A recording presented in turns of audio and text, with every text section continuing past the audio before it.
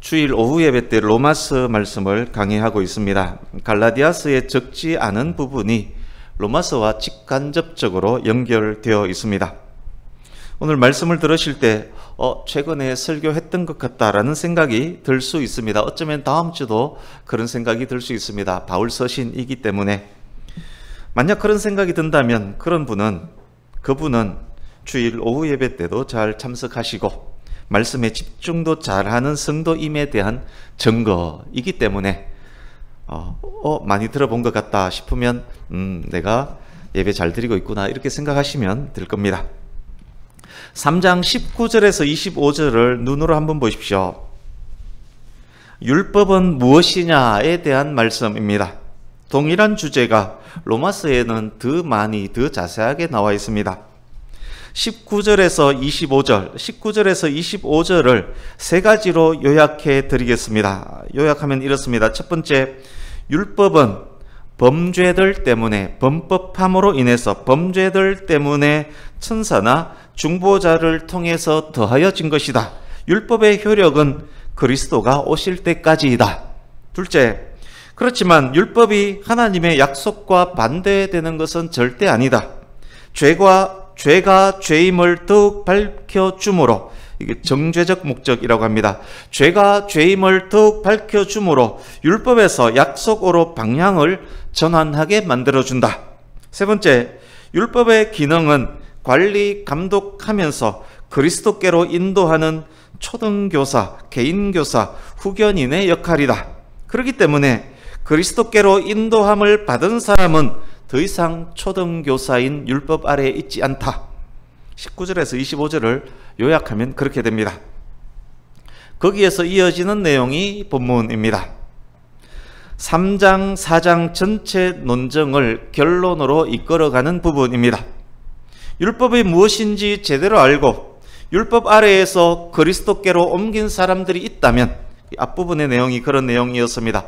옮긴 사람이 있다면 그 사람은 어떤 사람인가? 그의 신분은 무엇인가? 그의 삶은 어떠해야 하는가에 대해 말씀하는 부분, 오늘 본문입니다. 본문이 4개 절이지만 구조는 단순하지는 않습니다. 그렇지만 일단 구조를 개략적으로 알면 본문 전체의 이해는 쉬워집니다. 구조를 먼저 말씀드리겠습니다. 26절은 명제의 진술이라고 할 수 있습니다. 고등학교 수학 시간에 명제가 무엇인지 배웠을 것입니다. 그 내용이 참인지 거짓인지를 명확하게 판별할 수 있는 문장이나 식을 일컬어서 명제라고 합니다. 26절은 명제의 진술입니다. 그렇다면 진술하고 있는 그 명제가 무엇입니까? 믿음으로 말미암아 그리스도 예수 안에서 하나님의 아들이 된다라는 명제입니다. 27절, 28절은 진술된 그 명제를 뒷받침하는 신앙 고백입니다. 26절의 명제가 신앙 고백을 통해서 확정되는 부분, 그리스도 예수 안에서 하나님의 자녀가 되는 새로운 관계가 형성되었습니다. 새로운 관계 안에 있음을 고백하는 부분이 27절, 28절입니다.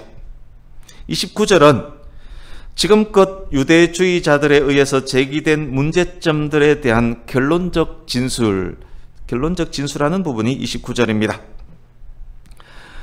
본문에서 26절에서 29절 본문에서 가장 중요한 문장은 그리스도 예수 안에서입니다.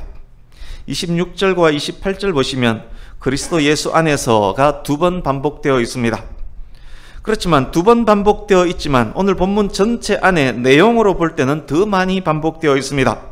그리스도 예수 안에서와 같은 의미로 쓰인 단어 27절, 그리스도와 합하기 위하여 세례를 받는, 언어에 더 가깝게 번역하면 그리스도와 합하여 세례를 받는입니다. 역시 그리스도 안에서와 같은 의미입니다.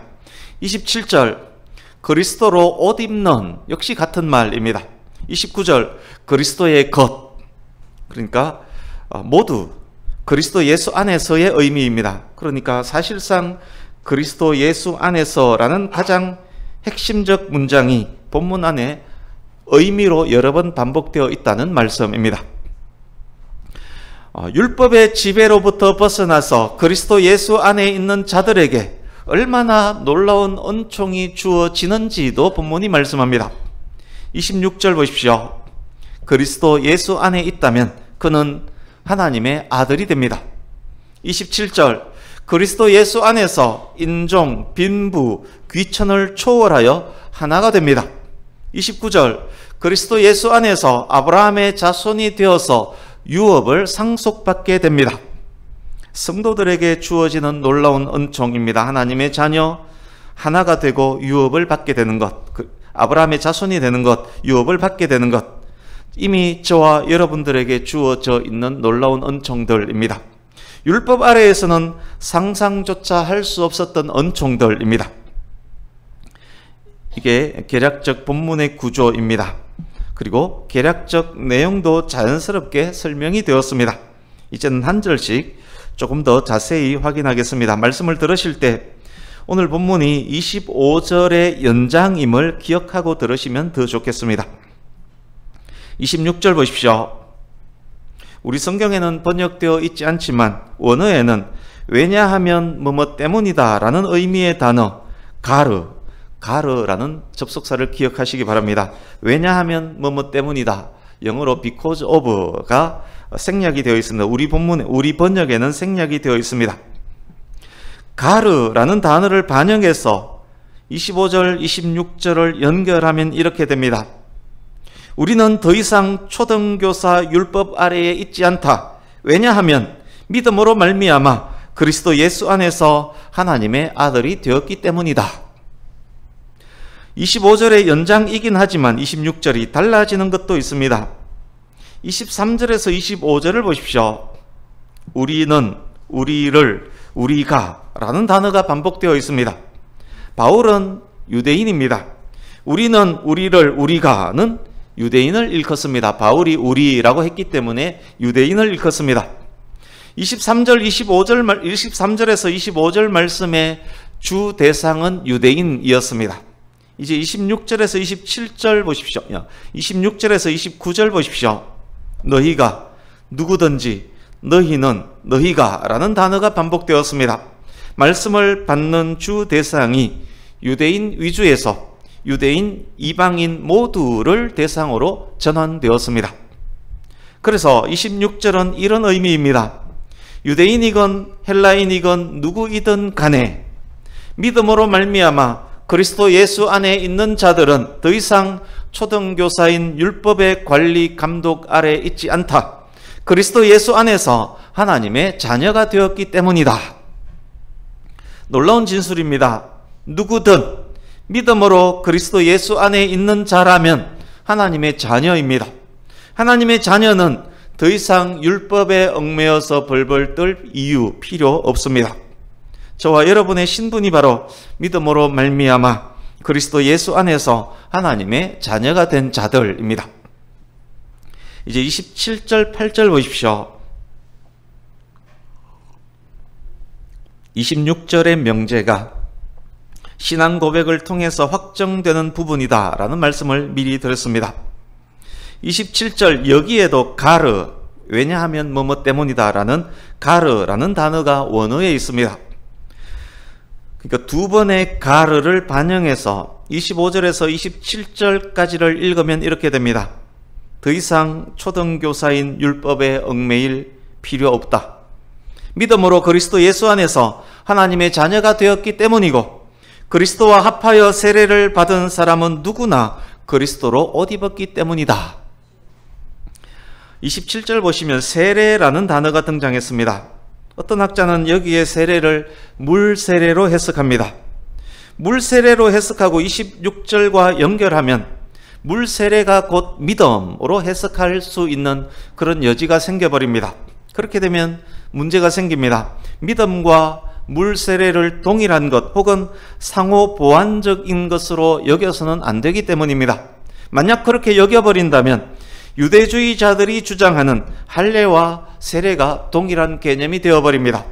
유대주의자들처럼 믿음을 위해서 할례를 받아야 한다, 믿음을 위해서 세례를 받아야 한다라는 주장이 되어버리기 때문에 문제가 생깁니다. 바울은 세례에 대해서 절대 그렇게 말하지 않습니다. 세례가 믿음을 대치할 수 없습니다. 세례가 믿음을 보완하는 것도 아닙니다. 믿음이 있다고 세례 받을 필요가 없는 것도 아니고 세례 받았다고 믿음이 필요 없는 것도 아닙니다. 믿음과 세례가 그리스도인에게 중요하지만 구별되어야 합니다. 세례 그 자체가 효능이 있는 것 아닙니다. 가톨릭에서는 세례를 매우 중요한 것으로 여깁니다만 세례 그 자체가 효능이 있는 것 아닙니다. 세례는 믿음을 가진 자임에 대한 공식적 표현일 뿐입니다. 믿음의 여부가 핵심이지 세례 받음의 여부가 핵심이 아닙니다. 부부가 맞는지가 중요하지 결혼식을 올렸는지 여부가 부부인지 여부는 아니다는 그렇게 이해하시면 될 것입니다. 결혼식을 올리지 않더라도 부부가 맞는 분이 많지 않습니까? 세례를 받지 않더라도 믿음이 있는 분 많이 있습니다. 그렇게 이해하시면 됩니다. 이제 물세례 말씀드렸습니다. 또 어떤 학자는 여기에 세례를 성령 세례로 해석합니다. 성령 세례로 해석한다면 여기에 세례가 26절의 믿음과 동일한 것으로 이해될 수 있습니다. 예수 그리스도를 믿는 자는 곧 성령 세례 받은 자가 틀린 말이 아니기 때문입니다. 그러나 여기에도 문제가 있을 수 있습니다. 성령 세례는 경험적 부분이 많지만 거듭남은 그 믿음을 갖는 것은 체험을 수반하지 않는 경우가 많습니다. 거듭남을 체험하지 않았다면 예수 그리스도를 믿는 자가 아니다라는 오해가 생겨버릴 수 있습니다. 하나님의 교회에서 말하는 당신 몇 년, 몇 월, 며칠 구원받았는지 말해라 라는 것과 비슷한 의미가 되어버리기 때문에 성령 세례로 이해하는 것도 문제가 될 수 있습니다. 그렇다면 우리는 여기에 세례를 어떻게 이해하면 될까요? 여기에 세례를 마음의 할례로 이해함이 맞을 듯합니다. 믿는 자, 곧 거듭난 자는 마음의 할례를 받은 자이기 때문입니다. 믿는 자에게는 성령께서 내주하시기 때문입니다. 그래서 여기에 세례는 내가 예수님을 믿고 영접함으로 마음의 할례를 받았다 이렇게 이해하시면 정확한 이해가 될 것입니다. 이제 27절 뒷부분입니다. 어쨌든 여기에 세례가 무엇이든 확실한 것은 그리스도와 합하는 것과 관련이 있습니다. 여기에 세례가 무엇이든 그들은 믿음으로 말미암아 그리스도 예수 안에 있는 자들입니다. 그들은 그리스도로 옷 입은 사람들입니다. 당시 로마에서 아이가 성인이 되면 16세경이 성인이 되었다라고 합니다. 로마에서 아이가 성인이 되면 성인식을 했습니다. 식을 할 때 과거의 옷을 벗어버리고 아이들이 입는 옷을 벗어버리고 어른용 새 옷으로 갈아입었습니다. 초등교사 율법 감독 하에서 꼼짝 못하고 있다가 드디어 성인이 되었습니다. 이제 율법의 족쇄를 끊어버리고 그리스도로 옷을 입습니다. 그리스도로 옷 입었다는 것은 율법의 지배 아래에서 벗어나 그리스도 안으로 들어갔다는 의미입니다. 이제 28절입니다. 본문 당시 유대인들이 매일 아침에 하는 기도가 있었습니다. 유대인 남자들이 매일 아침에 하는 아침 기도문이 있었는데 자신에게 있는 세 가지 복에 대한 감사 기도였습니다. 이 기도 내용은 다음 주까지도 잘 기억하셨으면 좋겠습니다. 그 세 가지 감사는 이렇습니다. 나를 이방인으로 만들지 않은 하나님 감사합니다. 나를 미개인이나 노예로 만들지 않은 하나님 감사합니다. 나를 여자로 만들지 않은 하나님 감사합니다. 유대인 남자들의 아침 기도문입니다. 다분히 민족적이고 차별적인 기도입니다. 얼마나 이방인들을 개처럼 취급했으며 얼마나 여자를 하찮게 취급했는지 알 수 있습니다. 그러니까 당시 유대인들의 문화가 잘 반영된 기도입니다. 사도 바울이 그리스도 안에서 하나가 됨을 설명하면서 방금 말씀드렸던 그 세 가지 이미지를 인용합니다. 유대인이나 헬라인이나 종이나 자유인이나 남자나 여자나 다 그리스도 안에서 하나다. 인종, 남녀노소, 빈부귀천 구분 없이 모든 사람이 그리스도 안에 있다면 하나라는 말입니다. 그것을 설명하기 위해서 차용한 세 가지 이미지는 유대인의 매일 아침 기도문과 관련 있습니다. 근데 놀랍게도 유대인의 이 아침 기도문이 이 세 가지 모든 것을 망라해 주고 있습니다. 현대적으로 설명하면 인종적, 문화적, 성별 관계없이 그리스도 안에 있다면 모두가 하나다라는 의미입니다. 그리스도 안에 이전의 모든 구분과 불공평을 파괴하는 하나됨이 있습니다. 그렇지만 이 하나됨이 각각의 개성을 파괴하는 그런 하나됨은 아닙니다. 이 하나됨은 자연스레 그리스도를 머리로 하여 한 몸을 이루는 각각의 지체로서의 성도 개념으로 연결됩니다. 눈은 보는 능력과 개성으로 몸을 위하고, 코는 숨쉬고 냄새 맡는 능력과 개성으로 몸을 위하고, 귀는 듣는 능력과 개성으로 몸을 위하는 것입니다. 결국은 그것이 몸을 위하는 것일 뿐만 아니라 눈, 코, 귀 각각에게도 영예가 되는 그런 구조입니다. 유대인은 유대인으로, 헬라인은 헬라인으로, 종은 종으로, 자유인은 자유인으로, 남자는 남자로, 여자는 여자로, 한국인은 한국인으로, 미국인은 미국인으로, 재벌은 재벌로, 알바생은 알바생으로, 남학생은 남학생으로, 여학생은 여학생으로, 남편은 남편으로, 아내는 아내로, 그리스도 안에서 하나를 이루어서 몸된 교회와 몸의 머리인 그리스도를 위해 사는 것입니다. 개성은 달라지지 않습니다. 재벌 달라지지 않고 알바생 달라지지 않습니다. 현 상황은 달라지지 않습니다. 그러나 각각 처한 그 환경에서 몸된 교회와 몸의 머리인 그리스도를 위하는 것입니다. 그것이 하나님께 영광이 될 뿐만 아니라 각각 지체 자신에게도 영예가 됩니다. 이제 29절 함께 읽습니다. 시작. 너희가 그리스도의 것이면 곧 아브라함의 자손이요 약속대로 유업을 이을 자니라. 아멘. 결론적 진술입니다. 3장 전체의 결론이기도 합니다. 너희가 그리스도 예수 안에 있으면, 너희가 그리스도와 합하여 세례를 받았으면, 너희가 그리스도로 옷 입었으면, 너희가 유대인이건 헬라인이건 종이건 자유인이건 남자건 여자건, 너희가 박사이든 문맹자이든 재벌이든 구걸하는 사람이든 미국인이든 중국인이든 피부색이 어떠하든 인종, 문화, 성별 상관없이 아브라함의 자손이다. 너희가 바로 성도이고 그리스도인이고 교회다. 그리스도 예수 안에 있는 너희는 아브라함에게 약속된 그 유업을 이어받을 것이다 라는 말씀입니다. 그렇습니다. 하나님께서 아브라함에게 하신 약속을 유업으로 받는 것은, 성도가 되는 것은 율법을 준수함으로 되는 것이 아니라 그리스도 예수 안에 있음으로 되는 것입니다. 이제 정리 적용하겠습니다. 3장 19절에서 25절을 다시 보십시오. 율법 아래에 있었던 자들에 대한 내용입니다. 26절에서 29절은 그리스도 안에 있는 자들에 대한 내용입니다. 율법 아래에 있었던 자들이 그리스도 안으로 들어왔습니다. 어떻게 들어올 수 있었습니까? 그리스도를 믿음으로입니다. 그리스도를 믿음으로 그리스도 안으로 들어온 사람들이 바로 그리스도인입니다.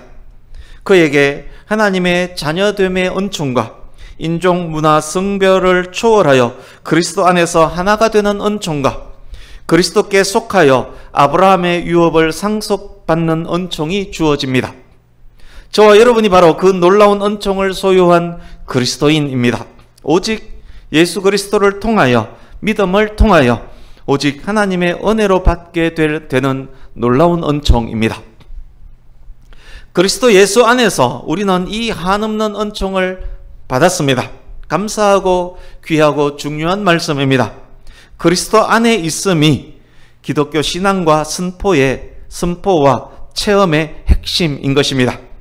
그런데 우리가 놓칠 수 있는 것이 있습니다. 하나님의 자녀가 되고 하나가 되고 유업을 받는 것으로 끝나서는 안 된다는 것입니다. 만약 그것이 끝이라면 매우 중요한 것을 놓치고 있는 것입니다.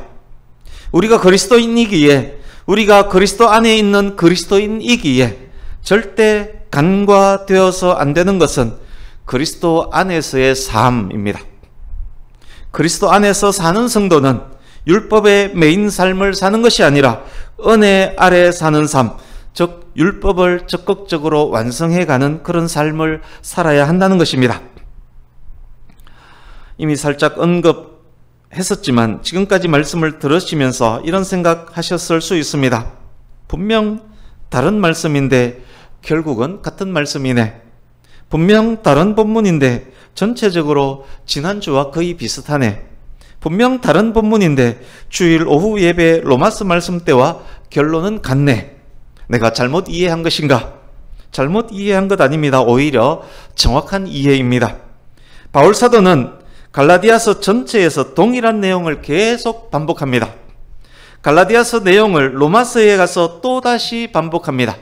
우리 성경 편집은 로마서가 먼저 나오고 갈라디아서가 나중에 나오지만 쓰여진 순서는 갈라디아서가 먼저입니다. 갈라디아서에 반복된 내용이 로마서에서 또 반복합니다. 귀하고 중요하기 때문입니다. 성경 전체를 통해서 말씀하는 핵심 중 하나이기 때문에 그렇습니다. 혹 우리가 설교 말씀을 들을 때, 성경 말씀을 묵상할 때 매주 같은 내용의 반복처럼 들린다면, 그게 곧 그것처럼 계속 읽혀진다면, 그래서 새롭지 않고 그냥 무덤덤하게 성경을 내가 읽고 듣는다면, 오늘은 이거네, 또 같은 말씀이네 라는 생각이 들면서 대충대충 듣고 있다면 그 마음과 그 생각 문제가 없는지 한번 생각해 봐야 할 것입니다. 노래를 예로 들어보겠습니다. 아름다운 연주와 함께 아름다운 가사로 노래를 시작합니다. 처음에는 천천히 낮은 음으로 시작합니다. 대부분 노래가 그렇습니다. 조금 더 진행되었습니다. 거의 같은 가사로, 거의 같은 악기로 노래와 연주는 계속됩니다. 그렇지만 처음과는 다릅니다. 조가 바뀔 때가 있고 좀 더 높은 음으로 조금 더 빠르게 부릅니다. 악보가 그렇게 되어 있기 때문에 그렇게 연주하고 그렇게 부릅니다. 노래 부르는 사람의 표정도 수시로 바뀝니다. 분명 같은 가사인데 노래 부르는 사람의 표정이 바뀝니다. 감동도 달라집니다. 분명 같은 가사인데 감동이 더 커집니다. 같은 가사, 같은 악기, 같은 가수인데 시간이 지날수록 음악은 절정부로 향하면서 더 큰 감동을 줍니다. 노래가 끝났지만 감동은 계속 남아 있습니다. 바울 사도가 갈라디아서라는 악보를 그렇게 썼습니다. 같은 내용의 반복이지만 조가 바뀌고 빠르기가 달라집니다. 사도의 표정도 수시로 바뀌고 있습니다. 갈라디아서 안에서 달라지고 로마서 안에서 또 달라집니다. 같은 가사 내용이지만 바울 서신서 각각이 또 다릅니다. 독자들의 느끼는 감동, 무게감도 다릅니다. 바울은 그렇게 갈라디아서를 썼습니다. 그런데 문제가 생깁니다. 바울이 쓴 악보대로 바울 했던 것처럼 설교자가 제대로 전하지 못할 때 문제가 생길 수 있습니다. 그때 성도님들이 같은 내용의 단순한 반복처럼 여길 수 있습니다. 아, 그거 오늘은 이거네. 감동보다 지루함으로 다가올 수 있습니다. 그러기에 설교자는 성령께서 저자를 통해 쓰신 악보를 잘 읽으려고 노력해야 하는 것입니다. 여러분께서는 저를 위해서 방금 말씀을 기억하시고 기도를 해 주셔야 합니다. 악보를 잘 읽고 얼굴 표정, 바울이 바뀌듯 그렇게 표정까지 바뀌면서 감동을 잘 전하는 설교자가 되었으면 좋겠다. 여러분께서 꼭 저를 위해서 그렇게 기도해 주셔야 합니다. 예. 설교를 듣는 성도님들도 문제가 있습니다. 설교를 제대로 잘 듣기 위해서 성도님들은 늘 노력해야 합니다. 반복으로 듣지 말고 각각의 성경책에 있는 음악 부호들을 읽고 이해할 수 있는 능력을 스스로 계속 키워가야 합니다. 손님처럼 관객처럼 앉아서 듣는 것이 아니라 무대 위에서 함께하며 듣고 묵상해야 할 것입니다. 그러니까 저도 여러분도 더 묵상하고 더 열심히 준비하고 더욱 집중하시고 좀 빨리 오셔서 본문 말씀을 미리 묵상하시고, 그러니까 미리 오셔서 주보를 펴놓고 오늘 본문을 묵상하는 분 우리 교회에도 분명 계십니다. 그런 분들처럼 미리 오셔서 주보 펴놓고 오늘 말씀 본문을 읽고 묵상하고 또 받을 은혜를 위해서, 설교자를 위해서, 함께 예배하는 성도님들을 위해서 기도하는 것 꼭 필요할 것입니다. 그것이 결국은 나를 위한 것이 됩니다. 매주 반복되는 가사처럼 보일지라도 악보에 기록된 음악 기호 하나하나에까지 관심 가질 수 있도록 함께 노력하면 정말 좋겠습니다. 그때 성령께서 역사하셔서 제대로 전하고 제대로 들을 수 있도록 해주실 것입니다. 더욱 하나님 알고 더욱 감동하며 감사 찬양하는 은혜가 있을 것입니다. 뿐만 아니라 더욱 바르고 신실한 예배자로 세워져 갈 것이고 삶의 능력과 지혜 또한 될 것입니다. 이제 말씀을 마무리하겠습니다. 사랑하는 백양교회 귀한 성도님 여러분, 오늘 본문 말씀처럼 우리가 그리스도 예수 안에 있음이 얼마나 큰 은혜입니까?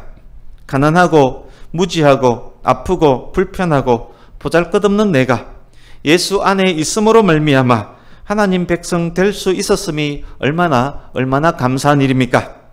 대통령도 재벌도 우파도 좌파도 극우도 극좌도 예수 그리스도 안에서 하나가 될 수 있음이 또한 얼마나 감사한 일입니까? 너희는 유대인이나 헬라인이나 종이나 자유인이나 남자나 여자나 다 그리스도 예수 안에서 하나이니라. 너희가 그리스도의 것이면 곧 아브라함의 자손이요 약속대로 유업을 이을 자니라. 그렇습니다. 성도된 우리에게 가장 중요한 것은 내 생각, 내 사상, 내 마음이 어떻냐, 이게 중요하지 않습니다. 그리스도 안에 있다는 것, 그것이 가장 중요합니다. 다 그리스도 예수 안에서 하나이니라. 다 예수 그리스도 안에 있다면 모두 다 하나입니다. 예수님을 머리로 하는 몸의 지체를 이루고 있는 한 몸입니다. 그러기에 환경, 형편, 여건, 생각, 사상이 달라도 여기저기에 각각의 개성으로 인한 뾰족뾰족한 것이 튀어 올라와 있을지라도 예수 그리스도의 십자가 앞에서는 눈 녹듯 녹아야 하는 것입니다. 뾰족하고 날카로운 것들이 솜과 같은 겸손과 사랑으로 바뀌어져 가야 하는 것입니다. 몸을 위한 하나됨의 은혜를 서로서로 주고받아야 하는 것입니다. 교회 안에 있는 평안과 감사, 서로 존중하며 높이며 아끼며 사랑하는 것, 따뜻함이 있는 공동체, 온기가 있는 사람, 그것이 그리스도인임에 대한 중요한 증거 중 하나인 것입니다. 그런데 오늘날 교회 안에 너무 많이 없어지지 않았습니까? 교회는 따뜻해야 되는데 교회 안에 따뜻함이 없어서는 안 되지 않겠습니까? 그러니까 뾰족뾰족한 것, 자기에게 있는 그 뾰족한 것으로 계속 튀어 올라와 있으니 어떻게 하나가 될 수 있고 어떻게 온기가 있을 수 있겠습니까? 이제 말씀을 마칩니다. 그리스도 예수 안에서 누리는 그 놀라운 은총에 감사하면서 우리의 삶까지 그리스도 예수 안에 있는 자의 삶이 되기를 간절히 바랍니다. 우리는 몸된 교회의 지체이지만 각각으로는 또한 독립되어 있습니다. 하나님께서 각각의 지체, 독립된 우리 각각을 위해서도 이미 악보를 만들어 주셨습니다. 저와 여러분 각각에게 이미 개성을 주셨고 악보를 만들어 주셨습니다. 예수 그리스도 안에서의 바르고 귀한 삶은 인생 각각을 위해 만들어 놓으신 위대한 악보를 바르게 읽고 바르게 연주하는 삶도 될 것입니다.